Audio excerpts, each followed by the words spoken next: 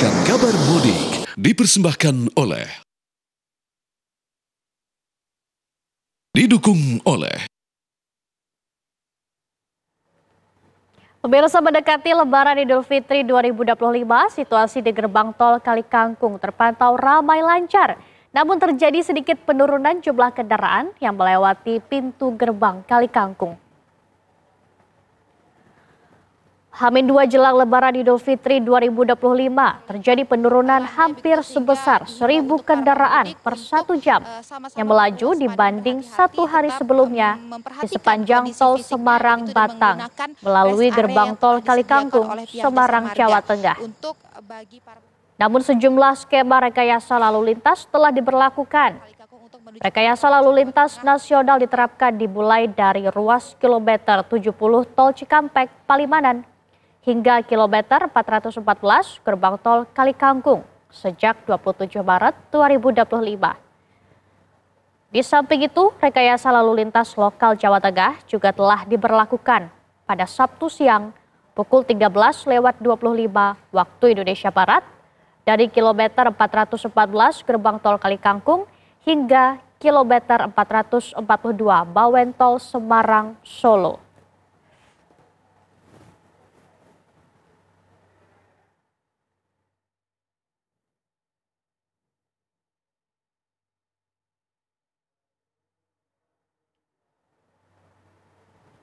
Lantas bagaimana pantauan arus mudik pagi ini pemirsa?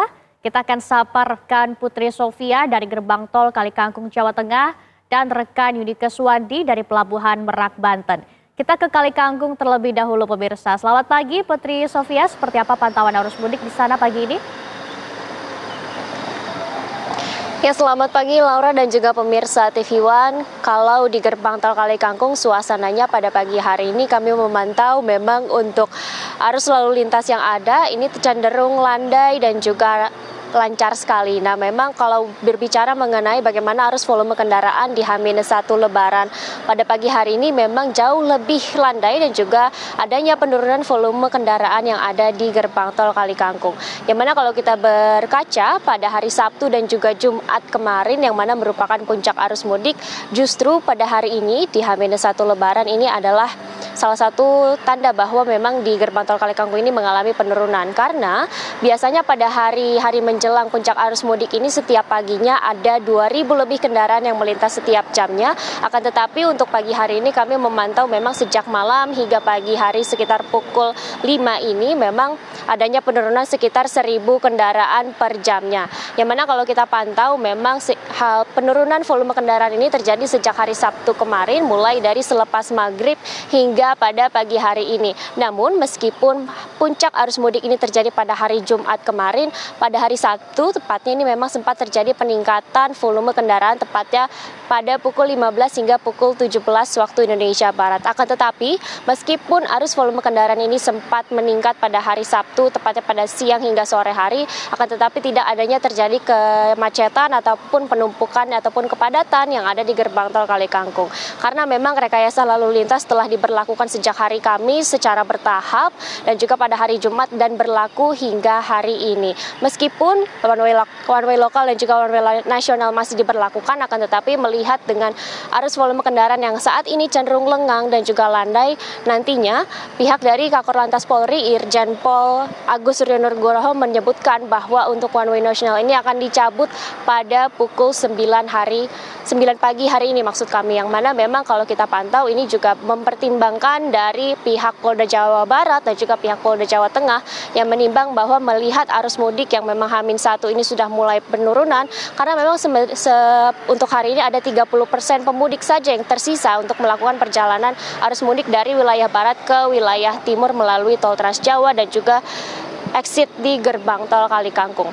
Kalau kita berbicara mengenai total kendaraan yang melintas ataupun exit di gerbang tol Kali Kangkung ini memang dibandingkan dengan hari Sabtu kemarin ataupun hari Jumat untuk malam ini dan hingga pagi hari ini terjadi penurunan. Rata-rata biasanya 60.000 kendaraan per harinya yang exit di gerbang tol Kali Kangkung, tetapi untuk hari Sabtu malam kemarin ini ada sekitar 50.000 kendaraan. Artinya ada selisih yang cukup besar pemirsa dan juga Laura bahwa untuk H-1 Lebaran ini adanya penurunan volume kendaraan. Karena memang telah diberlakukan skema rekayasa lalu lintas dan juga antisipasi seperti pemberlakuan gardu tol secara optimalisasi dan juga adanya petugas yang selalu berjaga. Untuk sementara demikian, Laura, kami kembalikan ke studio. Baik, di gerbang tol Kalikangkung sudah terjadi penurunan jumlah kendaraan. Lantas kalau di Pelabuhan Merak apakah juga terjadi penurunan? Kita akan dengarkan laporan dari Yunike Suwandi langsung dari sana. Selamat pagi Yunike, silakan dengan laporan Anda. Ya, selamat pagi Laura dan juga pemirsa TV One. Sama keadaannya dengan di titik Kalikangkung, di titik Pelabuhan Merak pun terjadi penurunan penumpang. Ini bercermin dari H-3 dan juga H-4 lalu bahwa sempat terjadi kepadatan penumpang ataupun kendaraan yang parkir di dermaga ataupun di jalan arteri sempat terjadi kemacetan. Namun jika kita lihat pemirsa, pantauan yang saya lakukan di lapangan hari ini baik di pelabuhan ataupun di jalur arteri sendiri tidak adanya terjadi penumpukan atau bahkan bisa dikatakan ini landai. Sebetulnya hal ini juga sudah dikatakan oleh pihak Kapolda kemarin bahwa memang tidak adanya penumpukan secara signifikan yang terjadi semenjak dari H-2 Lebaran kemarin pemirsa, tidak seperti H-3 dan juga H-4 lalu. Dan sehingga hal tersebut tidak adanya urgensi yang mengharuskan rekayasa lalu lintas dilakukan di jalur arteri menuju ke Pelabuhan Merak. Dan jika kita gambarkan pemirsa melalui angka, itu ada 170.000 lebih penumpang yang telah diseberangkan dari Pelabuhan Merak ke Pelabuhan Bakauheni, dan angka itu sebetulnya adalah naik 1% dibandingkan dengan periode yang sama di tahun lalu.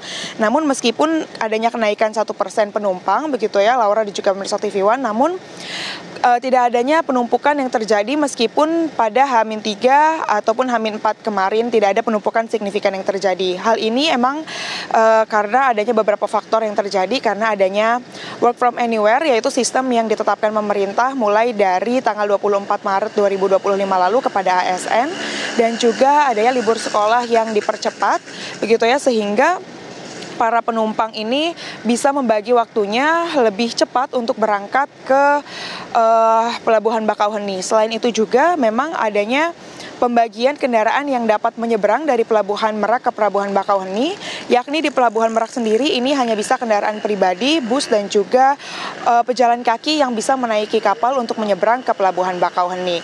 Selain itu juga pemirsa, terkait dengan diskon tarif itu sendiri dari sebesar 21 hingga 36% pun, dan juga tiket single tarif itu ataupun hanya yang dibuka tiket reguler begitu ya, itu pun mempengaruhi kepadatan dari penumpang sehingga penumpang ini bisa terurai.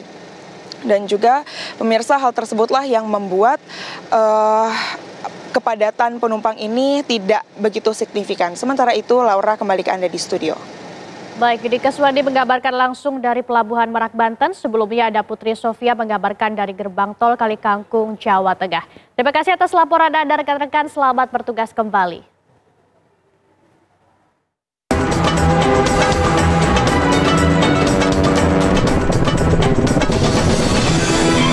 Anda baru saja menyaksikan Kabar Mudik.